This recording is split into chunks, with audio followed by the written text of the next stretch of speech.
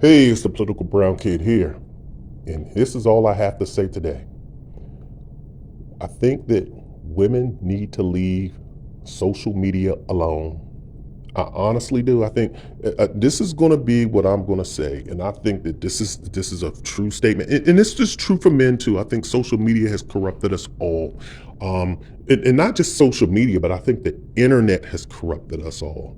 The internet has corrupted men in particular ways, but it has corrupted women. And I can only speak from this perspective. I'm only speaking from the reason why I'm speaking and directing most of my comments towards women is because I don't date men.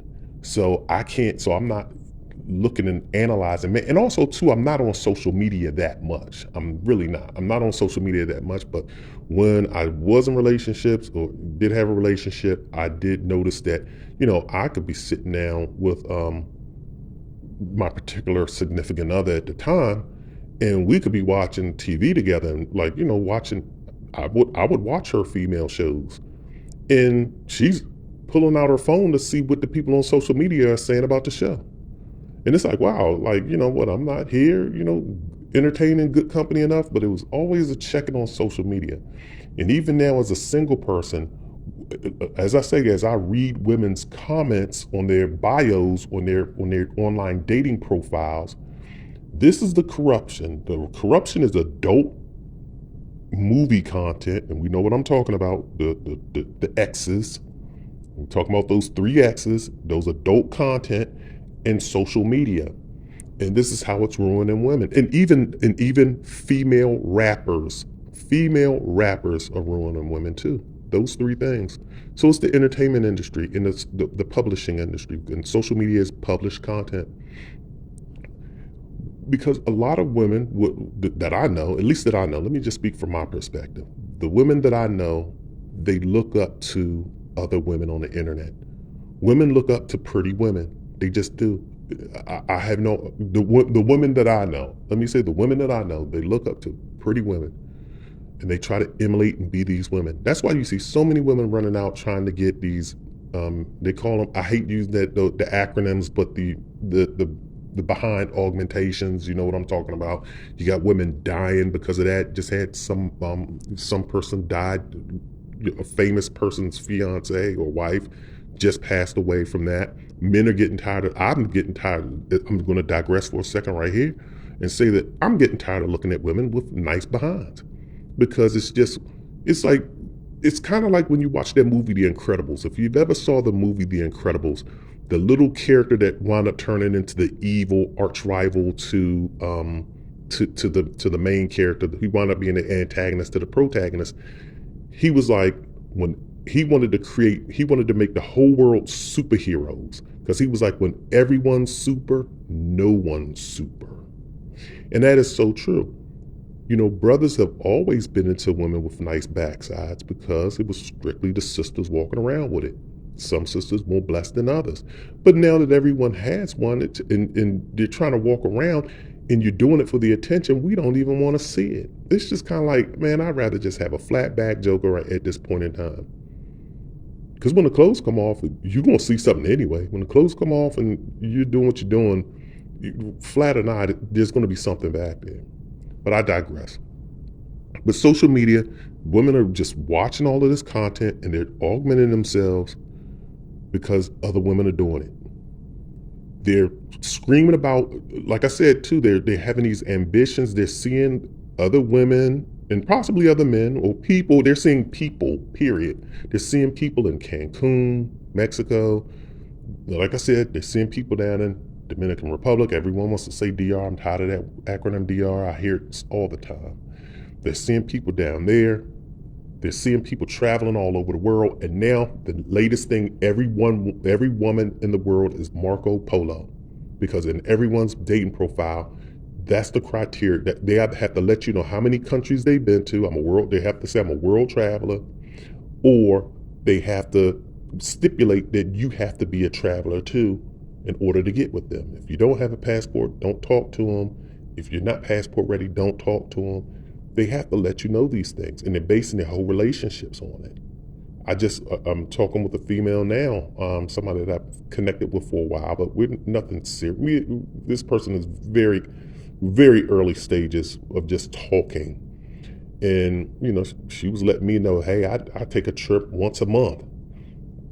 And she was just like, and mind you, I've seen her. Look, we've been out very little, and you live basically an average lifestyle. Trust me, I know her pockets. But I've seen her. Maybe I don't know her pockets, but I've seen her. I'm like, man, you could save some of that money and stop traveling and start buying you some stocks. Maybe you need to travel every other month, because I'm looking at some of your stuff, and some of your stuff is busted. But that's the priority: traveling, making experiences. Oh well. But with this individual too, just talking the other night, and it's like, I'm just trying to get my passport book filled up. I just want stamps. And I'm just kind of like, oh my God, here we go. And I get it, but it's just hearing these words, and it just sounds like people listen to these old, like when Jay-Z had the song talking about, you don't have many stamps in your passport. People listen to these songs and they treat it as a status, as if because they travel more, they're better than someone else. And they listen to this stuff. People treating it like, I'm getting augmentations done so I can compete with other people because everyone else is doing it. I'm popping by now. Now you see black people, they're doing just other things that black people just typically just didn't do. And everyone wants to smoke a hookah and be cool, or go to the cigar lounges are just huge. They just exploded within the black community, because black people just want to show that they have a level of success, so it's just, but in the women, I say they allow social media to permeate them and permeate their brains, and they just run with this type of stuff. And also too, the other thing I wanted to say is that every woman is a boss. I don't know about the guys. Again, I'm not reading males' profiles, but go read the women's profiles. When you look at their job title, everyone's job title is boss at none of your business. And it's just kind of like, okay, founder at none of your business, or I'm a founder / CEO. And I'm like, everyone's a CEO? Like, what did I do wrong in my life that I'm not a CEO? And every black human being, or at least every black female in the world, is a CEO of a company. Now, I get it if you're running a small business. Everyone has a side hustle, I guess we all do. But I mean, but everyone just wants to make themselves seem like they're a boss. And again, this goes with the social media, and it goes with the rap. They're listening to these female rappers talk about their bosses, and everyone has a side hustle, and everyone's promoting their side hustle on social media. So everyone wants to be a boss. Well, and then people are using words like, hey, let's be I'm looking for my king so we can be a power couple, and we can be couples goals. And, and it's just kind of like, why do people use these cliches? It just, and it's just kind of like, this is what I have to choose from. This is what I have to choose from in this world, and so it just goes, again, the social media is just, it ruins individuals. It just be yourself. I mean, I don't mind a person, like, if we go out somewhere, because you can tell the true bosses. The true bosses don't even really plug themselves like that. Trust me. I have friends, and they have a lot of stuff. They have a lot of businesses, and pretty successful. And if you talk to them, they don't even really mention what they doing, not unless you're on their level too, and like, oh, you got stuff going on, like you have projects, y'all start talking about the projects and the stuff that y'all doing. But when you're around other individuals, you tone your stuff down. You don't want to make other people kind of feel a certain way. So you just kind of be like, man, I'm just doing what I'm doing, it's a little something. And you downplay whatever it is that you're doing. Those are the people who are truly bossing up. It's just like hustling back in the 80s. You could spot the true ballers from the fake ballers, because the true ballers would walk in and you knew they had money because of the way they carried themselves, but the fake jokers always had to pull out their knots of money to show you that they was had money in their pocket, or they was always pulling out their pages and checking their pages, or had let you see their pages. It was something that they were trying to do to let you know they're getting money. It's just the honest to God truth. You can look at these rappers nowadays. All of these rappers got all of this stuff on they're wearing all of these gold, all of these diamonds. They're wearing 35 chains. They're wearing all of this stuff to show you that they're rich, and they're not. But then when you watch the true movers and players, like you don't see Bill Gates doing that. You don't see Byron Allen, the black guy that owns the Weather Channel and all this other stuff. He's a billionaire. You don't see him doing that. And even with Jay-Z, aka Sean Carter, or Sean Carter, aka Jay-Z, he doesn't do that anymore. He has his money. He tones that down. The people with money don't do that. It's similar to I had a friend of mine, a guy. He was funny. He used to tell me, Alan, you can always spot the new Christians from the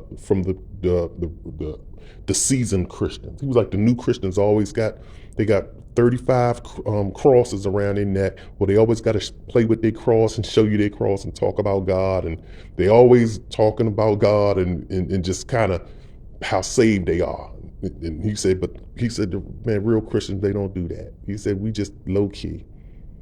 And he used to say it in such a funny manner. He would tell the story. I just don't want to mess up his story, but he would always tell me that. You can always tell the people who are new to something.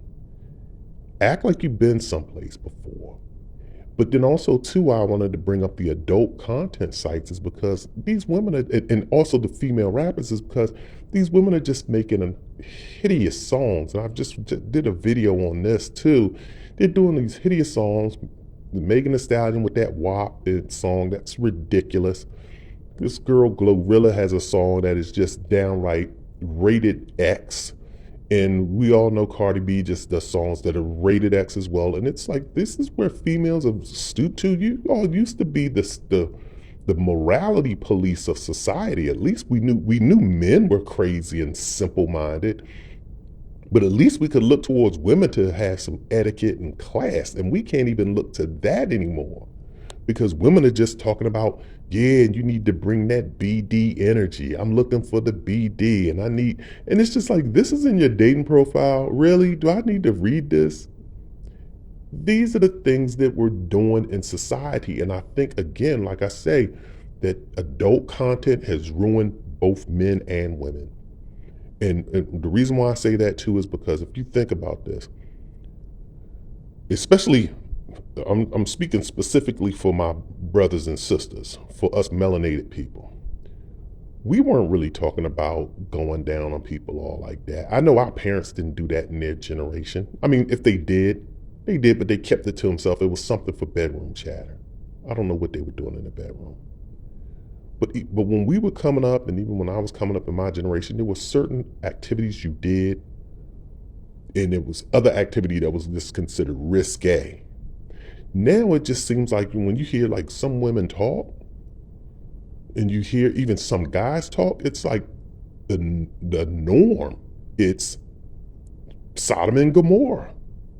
It's just, and we're considering this standard practices to be done in the bedroom, whether it's multiple people, whether it's, one woman and multiple guys, or multiple guys. I mean, one guy and multiple women. It is a lot going on. And again, I'm not judging anyone for what they do, but it just seems like this is becoming the typical behavior. And I think the expectation too, again, when you are bringing and incorporating toys that vibrate and move and twirl and twist and glow in the dark and pulsate and do all of these things. And a man's tool cannot do that. So it's like, we can't compete with that. And then you're seeing tools that are really huge. They're almost like a little baby, about the size of a daggone baby. And we cannot compete with this stuff. We just can't. And so when you start thinking about that, so women are going to become more desensitized and dissatisfied with with the human experience from a man because he can't live up to that tool. The only thing she's going to get is his energy. That's the only thing she's going to get, like, being able to cuddle up with someone else. But really, her true pleasure is going to come from a toy. And the same goes for men. When you start watching this content, you watch it so much that you're going to get desensitized from being with a female. Because we're visual creatures. So now you're going to be like, man, this is just This is just normal. This is just basically missionary. What you're doing is going to be normal, and it's not going to be exciting or fun for either one of these individuals unless they're doing something crazy in the bedroom that's abnormal. And so that's why I say that this adult content is ruining both sexes. So I just wanted to make this video on just how, social media and music content, influencers, should I say influencers, that being music artists and even adult entertainment artists, are just kind of ruining, the expectations from females, and just kind of it's playing a part into their standards of how they're choosing their men and their expectations and all they want to get out of life. And all it seems they want to get out of life is having fun, living, loving, laughing, traveling, BD energy. God knows who can live up to that. I mean, there's probably a select few that can live up to that, and that's subjective. I don't know. But they just want all of these particular standards. And now, too, especially when you're online dating, the only thing they have to choose from really is your looks, because they can't get your personality, your charisma, your charm, your energy. They can't determine all that from your page. So the only thing they're going off of is the look of your pictures. So now women are making even poor choices because they're just matching or liking the top 2% of guys that are online. And thus, because they're not getting out in the streets, you don't see them out and about. And if they're out and about, they don't look approachable. They don't look like they want to be approached. So it is what it is. But that's where we're at in society. So I'm not saying this to bash anyone. What I'm saying this for is I'm trying to try to tell people, get off the social media apps, get into the real world, put the toys down too. Let's put these toys down. That goes for men and women. Put the toys down, get into one another. Let's start being more intimate with one another. Let's start, getting out of social media, getting out of expectations that a woman is going to be an IG model or a man is going to be an IG model material. And let's just get back to being with one another and giving people a shot that you probably wouldn't have chosen in the first place, but they may be the person for you. So once again, this is the Political Brown Kid. Thanks for listening to me ramble. I'm out of here.